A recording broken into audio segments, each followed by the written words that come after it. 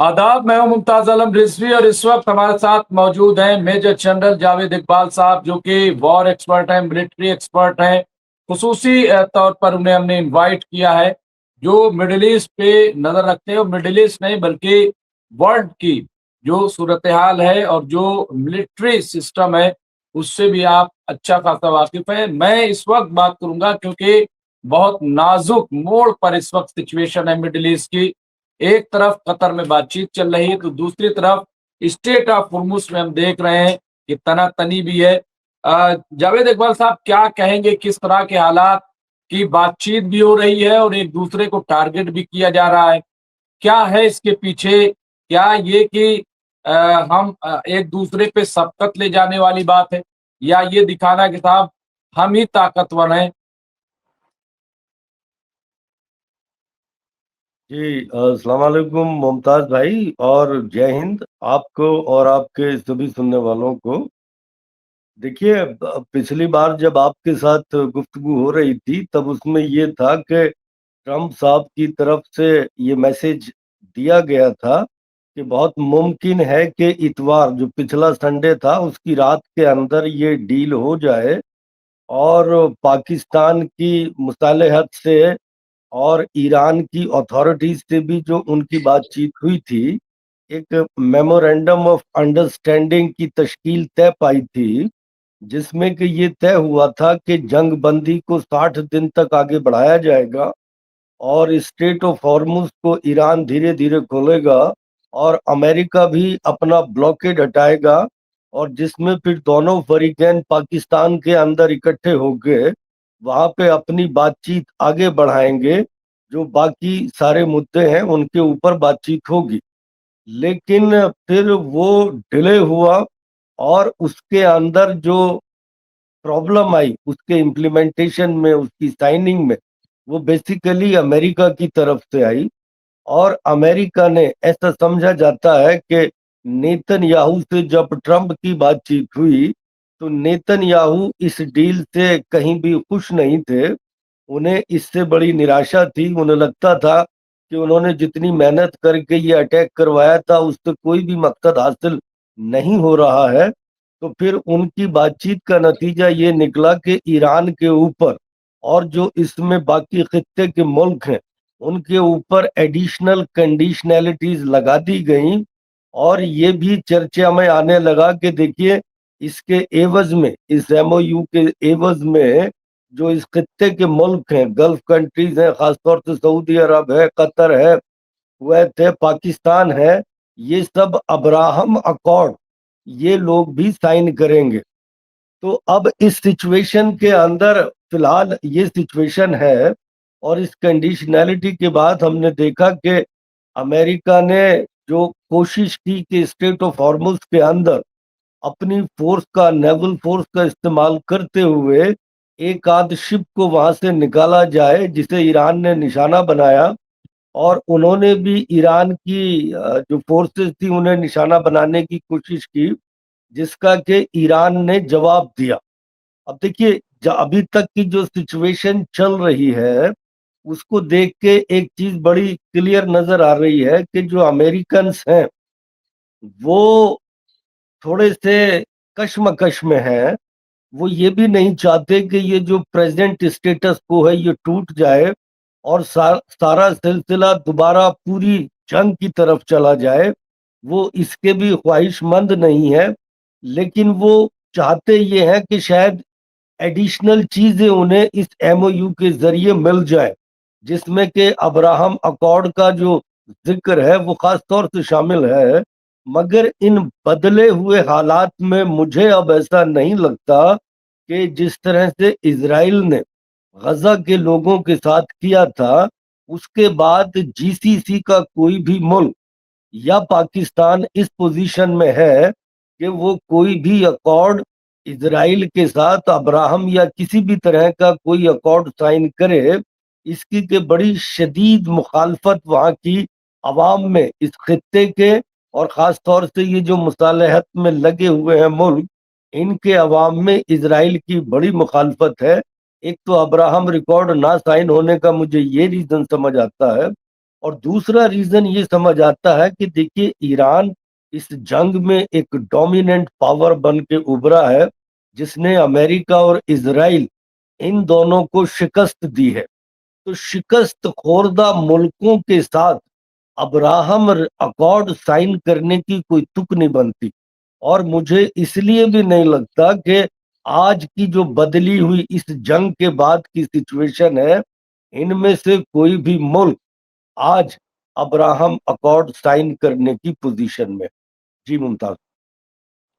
جی بالکل صحیح کہہ رہے ہیں، اور یہ اس وقت دیکھیں جو سچویشن ہے، میں آپ کو بتا دوں، خبر یہ آ رہی ہے کہ اسٹریٹ آف ہرمز سے جو امریکی نیول فورس ہے وہ وہاں سے جا رہی ہے، اور یہ معاہدے کے تحت ہے۔ یہاں پہ ایران کے سرکاری ٹی وی کا کہنا ہے کہ تہران نے جنگ کے خاتمے کے لیے امریکہ کے ساتھ مفاہمت کی یادداشت کے لیے ابتدائی غیر سرکاری فریم ورک کا مسودہ حاصل کر لیا ہے۔ فریم ورک کے تحت ایران ہرمز کے ذریعے تجارتی جہاز رانی کو 1 ماہ کے اندر جنگ سے پہلے کی سطح پر بحال کر دے گا، یعنی جیسے پہلے تھا اسی انداز سے اسٹریٹ آف ہرمز ہو جائے گا، جبکہ امریکہ ایران کے قرب و جوار سے فوجی دستوں کو واپس بلا لے گا اور بحری ناکہ بندی ختم کر دے گا۔ تو یہ سچویشن ہے۔ خبر یہ آ رہی ہے کہ امریکہ واپس لوٹ رہا ہے، امریکہ کی فوج واپس لوٹ رہی ہے۔ جاوید اقبال صاحب، جیسے رجیم چینج کی بات تھی، ستہ پریورتن جس کو کہتے ہیں، اور بہت ساری چیزیں، لیکن فی الحال جو کچھ ہو رہا ہے اور اس میں ایک طویل وقت لگے گا، اس میں اسرائیل کو کیا حاصل ہو رہا ہے، میں یہ جاننا چاہتا ہوں کہاں اسرائیل کھڑا ہے، کیونکہ وہ تو چاہتا ہے کہ جنگ بندی نہ ہو۔ دیکھیے اسرائیل کی سچویشن اگر آپ دیکھیں، اگر میں ایز این انڈیپینڈنٹ آبزرور اسرائیل کی سچویشن دیکھوں یا میں وہاں کی حکومت کو مشورہ دوں، تو آج کے ٹائم پہ جب سے امریکہ اور اسرائیل نے اپنی پوری فورس کا تقریباً 40 دن تک استعمال کرنے کے بعد بھی یہ ایران کو نہیں جھکا پائے، بلکہ ایران کا پلڑا اتنا بھاری رہا کہ ایران کی میزائلوں کو اور ڈرونز کو یہ نہ جیم کر پائے نہ روک پائے۔ اور اس کے علاوہ جو ایران کا اپنا ایئر ڈیفنس سسٹم تھا، جو اس کے ریڈارز تھے، جو اس کی ریڈارز کے علاوہ ایئر ڈیفنس اور جو کچھ بچی کچی ایئر فورس بھی تھی، انہوں نے بڑی اچھی پرفارمنس دی، اور انہوں نے اپنے اسکائز کو نہ اسرائیلیوں کو اور نہ امریکن کو ڈومینیٹ کرنے دیا۔ اور یہ خبریں تو نیو یارک ٹائمز میں چھپی ہیں کہ تقریباً 42 امریکی جہاز جن کو ایران نے نشانہ بنایا، جن کے اندر آپ کے یہاں ڈسکشن بھی چل رہا تھا کہ جن میں F-35 بھی تھے، F-15 بھی تھے، A-10 بھی تھے، B-2 بمبر بھی تھے، اور ان کے جو ریپر ڈرونز ہیں وہ بھی تھے، وہ سب ملا کے تو پہلی جو سب سے بڑا ایران کا کارنامہ تھا کہ اس کی میزائلیں اور ڈرونز اپنے ٹارگٹ ہٹ کر رہے تھے، اور اس کا ایئر ڈیفنس سسٹم امریکہ اور اسرائیلی جہازوں کو فری کنٹرول نہیں کرنے دے رہا تھا ایران کے اسکائز کو۔ تو جب ایسی سچویشن میں، اور خاص طور سے اسرائیل اور امریکہ جو اپنے انٹرسیپٹرز ہیں، میزائلز ہیں، ان کو بہت حد تک استعمال کر چکے ہیں، وہ اس پوزیشن میں اب نہیں ہے کہ ملٹری کے ذریعے اپنا کوئی بھی مقصد وہ ایران سے پورا کر سکے۔ تو آج اسرائیل کے سامنے کیا پوزیشن ہے؟ دیکھیے اسرائیل کے سامنے ایک ٹائم پہ وہ ساتھ ساتھ فرنٹ پہ بمباری کر رہا تھا، وہ لبنان پہ بمباری کر رہا تھا، غزہ پہ بمباری کر رہا تھا، حوثیز پہ بمباری کر رہا تھا، سیریا پہ بمباری کر رہا تھا، اس نے ایران کے اوپر بھی بمباری کی، اس نے قطر کے اوپر بھی بمباری کی، لیکن ان ساری بمباری کا اسے ملا کیا؟ دیکھیے کسی پہ بمباری کر دینا آسان ہے، خاص طور سے اس سچویشن میں کہ جہاں کے ورلڈ کی سب سے بڑی سپر پاور اور ساری یورپین پاورز آپ کے ساتھ کھڑی ہیں، آپ کو پورا اسلحہ پرووائڈ کر رہی ہیں، آپ کو پولیٹیکل اور ڈپلومیٹک سپورٹ یو این میں اور انٹرنیشنل فوراز میں پرووائڈ کر رہی ہیں۔ تو ایسی سچویشن میں بمباری کرنا بڑا آسان ہے، लेकिन उस बमबारी के नतीजे में उस कॉन्फ्लिक्ट का आउटकम शेप करना ये मैटर करता है, और वो किसी भी फ्रंट पे अपना कोई भी ऑब्जेक्टिव अभी तक हासिल नहीं कर पाया है। और जिस तरह के हालात चल रहे हैं, मेरी अंडरस्टैंडिंग में इस वक्त इजराइल को भी ये सूट करता है कि वो किसी बेहतर डील की तरफ, जो ईरान और अमेरिका की हो रही है, उसके बाद जो लेबनान है वहां पे भी बेहतर डील ले, और गजा में भी जो इन्होंने अकॉर्ड साइन किया था उसमें उसकी तरफ सिंसियरिटी से आगे बढ़े। ये इजराइल के हित में रहेगा लॉन्ग टर्म में। और जो इस डैमेज पहुंचा है इजराइल को इस जंग के दौरान में, जो ईरान ने और हिजबुल्लाह ने उसे डैमेज पहुंचाया है, उन्होंने अपनी एक्सट्रीम मिलिट्री सेंसरशिप की वजह से उसे पब्लिक में नहीं आने दिया है। लेकिन जो भी खबरें आई हैं वो बड़े शदीद किस्म का इन्हें नुकसान पहुंचा है। तो इनकी भी तवज्जो ये होनी चाहिए कि जो इनको डैमेज पहुंचा है उसे रिकवर करें, अपनी लेकिन इकोनॉमी को पटरी पे लाएं, अपनी आर्मी को दुरुस्त करें, और अपने नेबरहुड में रिश्ते सुधारें। अगर ये ऐसा नहीं करते हैं तो जो इनके मुखालिफिन हैं उनकी जो हिकमत अमली है जंग की, वो इजराइल से कहीं ज्यादा बेहतर तरीके से उसको इम्प्रोवाइज कर रहे हैं और बेहतर कर रहे हैं। अगर इजराइल इसी राह पे गामजन रहा तो इसके नतीजे आने वाले वक्त में मेरी अंडरस्टैंडिंग में खुद इजराइल के लिए खतरनाक हो सकते हैं। जी मुमताज। नहीं नहीं, बिल्कुल सही कह रहे हैं आप, और ये एक सही मशवरा भी हो सकता है। लेकिन वहां चुनाव होने हैं, और चुनाव को लेकर के जिस तरह की एक्टिविटीज की जा रही हैं, लेबनान में बम्बार्टमेंट किया गया और उसको बाकायदा स्क्रीन लगा करके देखा जा रहा था, भीड़ जमा की गई कि इंजॉय करें, मतलब वहां लोगों के घर गिराए जा रहे थे और यहाँ स्क्रीन लगा दी गई थी। तो इस तरह से करना कि चुनाव के लिए और हो ये रहा है कि अब जो हिजबुल्ला है वो भी ड्रोन से हमला कर रहा है जगह जगह जो है। तो क्या आपको लग रहा है कि ये इस पे भी कंट्रोल किया जाएगा?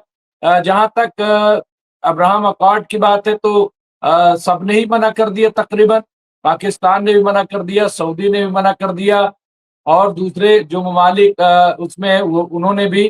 तो क्या आपको लग रहा है? और यहाँ पे देखिए खबर आ रही है कि सदर ट्रंप अमन मुज़ाकरात के लिए नाजुक लम्हे पर अपने आला हुक्काम से मुलाकात करने वाले हैं, जिसका मकसद ईरान के साथ जंग को खत्म करना है।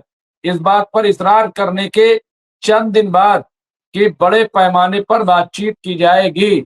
यानी फिलहाल जो है वो एक टोकन, इसके बाद क्योंकि ईरान बार बार जावेद साहब ये कह रहा था, जनरल साहब, कि अभी हम ना तो न्यूक्लियर डील पे बात करेंगे, न्यूक्लियर उस पे, ना मिसाइल पे, किसी चीज पे अभी बात नहीं करेंगे। अभी सिर्फ हम स्ट्रेट ऑफ हुर्मुज पर बात करेंगे, और अमेरिका को वो बात माननी पड़ी। क्या ऐसा आपको लग रहा है? और वो फिर उस पर भी बात कीजिएगा जो इजराइल वाली बात की। जी जावेद इकबाल साहब। देखिए, पहले ये ईरान वाली बात कर लेते हैं। देखिए, इस जंग के दौरान जो अमेरिका और ईरान के बीच हुई, वो सबसे क्रिटिकल पॉइंट जो था वो स्ट्रेट ऑफ हॉर्मुज था। और अमेरिका की सबसे बड़ी शिकस्त और उसके इत्तेहादियों की सबसे बड़ी शिकस्त ये है कि वो ईरान से इस स्ट्रेट ऑफ हॉर्मुज को खाली नहीं करा पाए। और अब उनकी ये बात समझ में आ गई है कि जब हमने अपनी ताकत का भरपूर इस्तेमाल कर लिया और हम ये उनको आज़ाद नहीं करा पाए, तो इनके पास एक ही ऑप्शन बचा है, और वो है बातचीत का। कि बातचीत के जरिए हम इसको यहाँ से ऐसी सिचुएशन पैदा करें जो कि इस जंग के शुरू होने से पहले थी।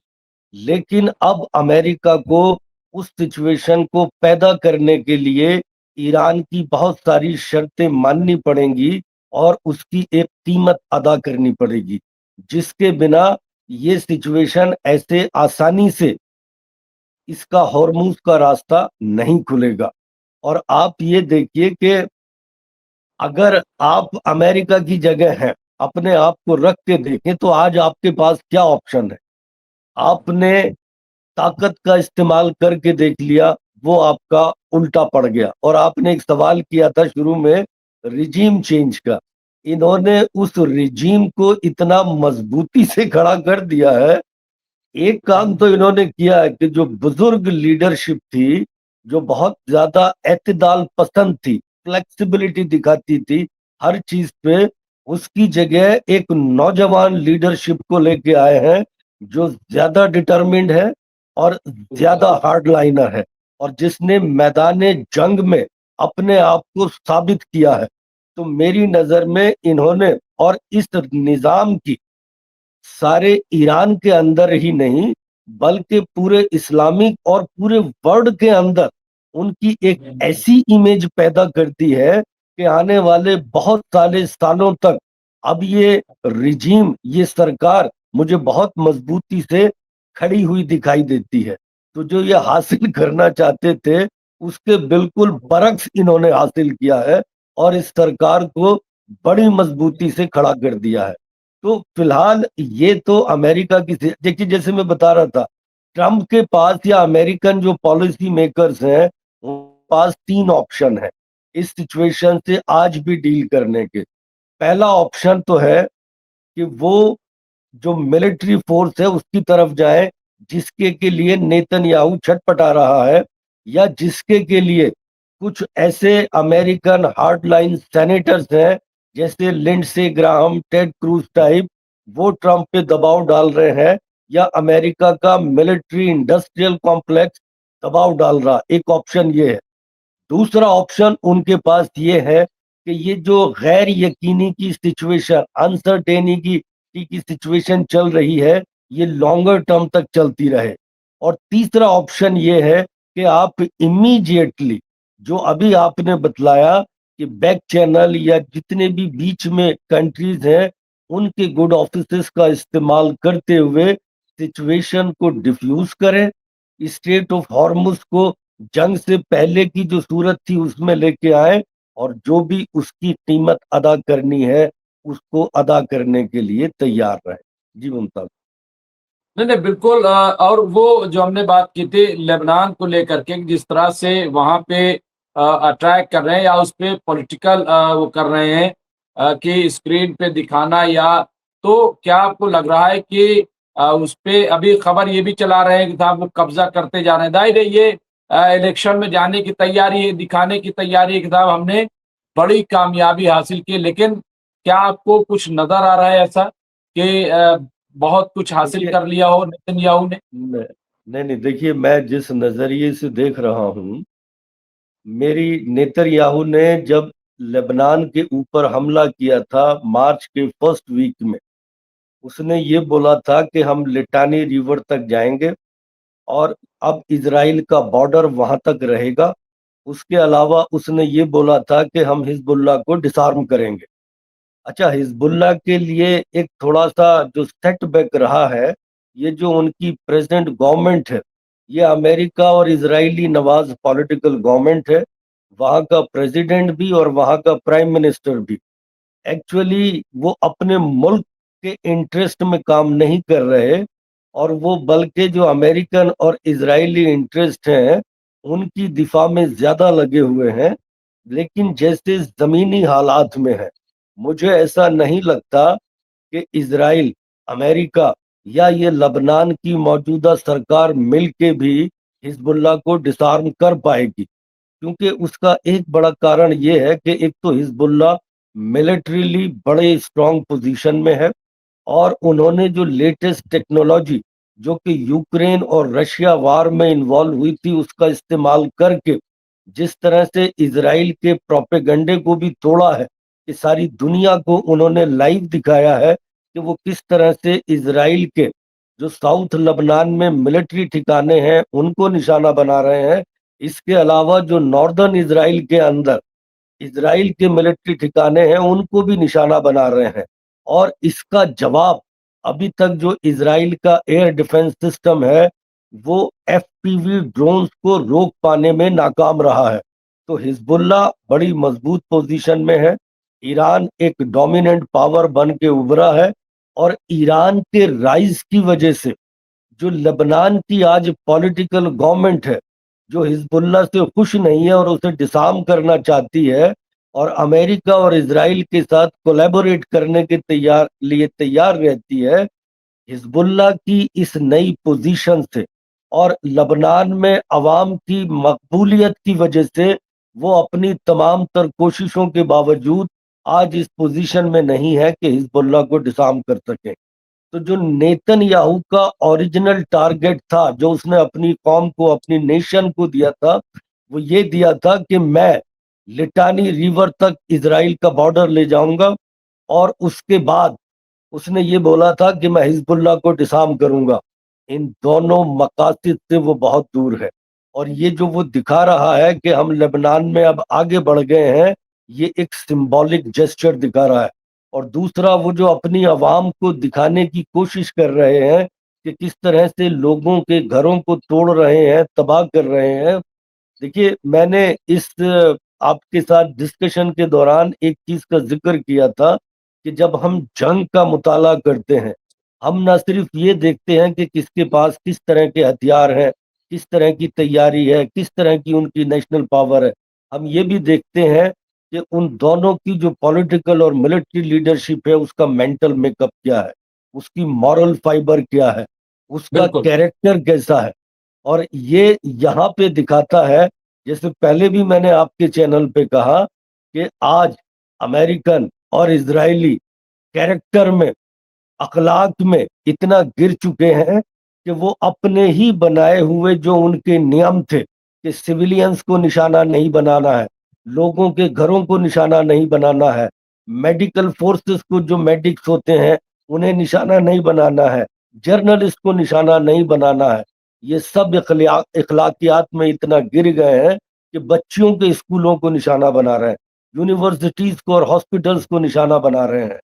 تو یہ ان کی اخلاقی گراوٹ ہے، یہ ان کی کوئی ملٹری، جو اسرائیل کو ہے، کسی بھی طرح کی کوئی ملٹری ایج میری انڈرسٹینڈنگ میں حزب اللہ کے اوپر حاصل نہیں ہے۔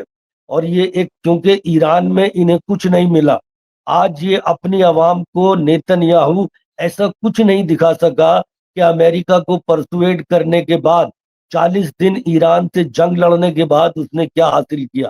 جب اس کو کچھ نہیں دکھا پایا تو یہ لبنان کا لالی پاپ ان کے سامنے وہ جھنجھنا رہا ہے کہ بھئی دیکھیے، میں کہیں تو آگے بڑھ رہا ہوں، کوئی تو 1 آدھ کلومیٹر میری فورس آگے بڑھ گئی، لیکن یاد رکھیے کہ کتنا ہی آگے بڑھ جائے، ابھی جس طرح کی ملٹری پروویس حزب اللہ نے ثابت کی ہے، حزب اللہ ان کے قدم وہاں پہ جمنے نہیں دے گا، ایسا میرا اس جنگ کے بارے میں اندازہ ہے۔ جی ممتاز۔ جی بالکل صحیح کہہ رہے ہیں۔ اور اس وقت ایک اور خبر آ رہی ہے، ایران نے یہ دعویٰ کیا ہے، جو IRGC ہے، کہ گزشتہ 24 گھنٹوں میں 23 جہازوں نے ہرمز کو پار کر لیا ہے اور انہیں بحفاظت جو ہے پار کیا گیا ہے۔ پچھلے 2-3 دنوں سے ہم دیکھ رہے ہیں، کل تقریباً 32 جہاز، اس سے پہلے 35 جہازوں کو نکالا، یعنی کل ملا کر کے یہ کہا جا سکتا ہے کہ IRGC کے انڈر میں یہ پورا اسٹریٹ آف ہرمز آ گیا ہے۔ بھلے ہی وہاں سے گزریں گے، لیکن اب ایسا لگ رہا ہے کہ IRGC کے اجازت کے بغیر وہاں سے فی الحال کوئی جہاز نہیں گزر پائیں گے۔ تو بہرحال یہ تمام چیزوں پہ آپ نے ہمیں اپڈیٹ دی اور کچھ تجزیہ پیش کیا، میں آپ کا شکریہ ادا کرتا ہوں میجر جنرل جاوید اقبال صاحب۔ انشاءاللہ پھر ہم آپ سے گفتگو کریں گے اور کچھ اہم جانکاریاں آپ سے حاصل کریں گے۔ ہمیں دیجیے اجازت، بہت بہت شکریہ۔ جے ہند، جے ہند ممتاز بھائی۔ جے ہند۔